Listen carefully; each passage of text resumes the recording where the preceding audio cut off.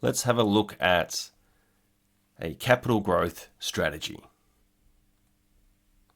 So we'll start with a quote from Albert Einstein. Compounding is the most powerful force in the universe. Now, if you were to buy one house for $500,000 today, and it grows at a rate of 10% per year, how much will it be worth in 10, 20, 30, or even 40 years? After 10 years of 10% growth compounded over 10 years, your $500,000 property will be worth $1.3 million. By 20 years, it will be worth $3.36 million. By 30 years, you'd be looking at $8.7 million. And at 40 years, you'd be looking at $22.6 million for that $500,000 property. Now keep in mind, throughout this video, I'm going to be using a 10% growth rate. This is just used for illustrative purposes only because it's a round number. This is a bit higher than what we would expect to see in the current market.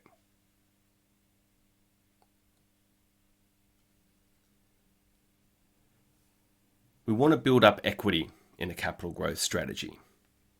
Equity is basically assets, so the value of the house minus liabilities, all the debt that you have on that house.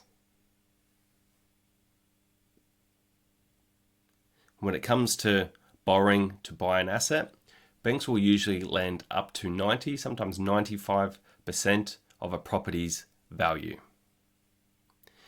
Anything above 80% usually requires lender's mortgage insurance, but for upcoming examples in this module, I have ignored LMI and the cost of transactions just to keep things simple. So for the sake of this video, usable equity is basically 90% of asset value minus liabilities.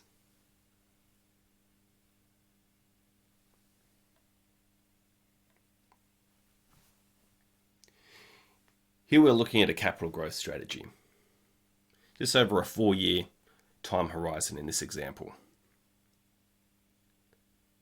So we'll start with a $500,000 property.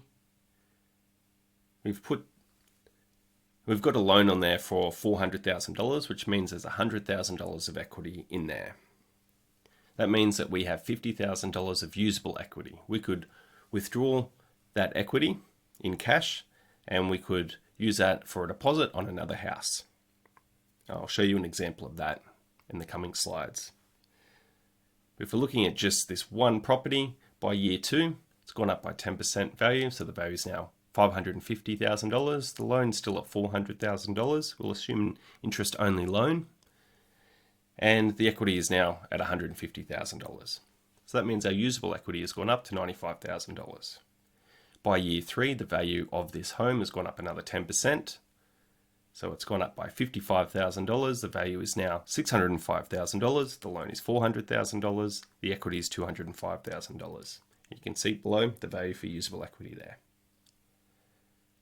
And in year 4, it's gone up another 10%. It's now worth $665,500. And the loan is still at $400,000, meaning our equity is now at $265,500. Now we have almost $200,000 in usable equity.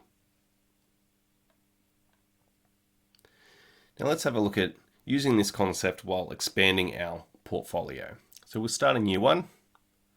You have a property, just like the first example on the last slide, value of $500,000, loan of $400,000, $100,000 in equity, currently $50,000 of usable equity. We won't use that just yet. We'll build up a bit more of a buffer before we expand. So in year 2, the value of the property has gone up 10%. It's now $550,000. And that usable equity is at $95,000.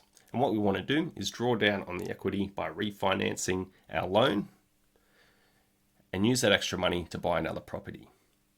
So now our property 1, the value is $550,000. The loan value is now in yellow highlighted at $450,000, an increase of $50,000.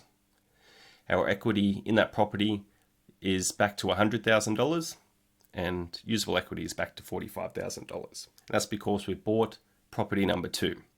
We've used the $50,000 deposit which is our equity in that property. And then we've got a loan to buy the rest of it at $450,000. The total value of that property was $500,000. And then in year 3, we have 2 properties that have gone up in value. Property 1 and property 2, both gone up 10%. So we draw down on the equity in those properties and we buy 2 more properties at $500,000. Property 1 and 2 have had their loans refinanced to purchase these properties.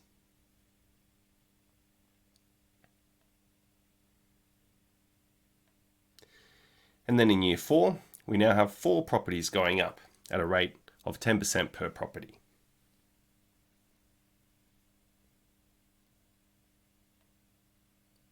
We've got quite a bit of usable equity now. We've got about $233,500 worth of equity. So we'll use that equity to draw down and buy 4 more properties. So now during year 4, we have 8 properties, each growing at an assumed 10% growth rate.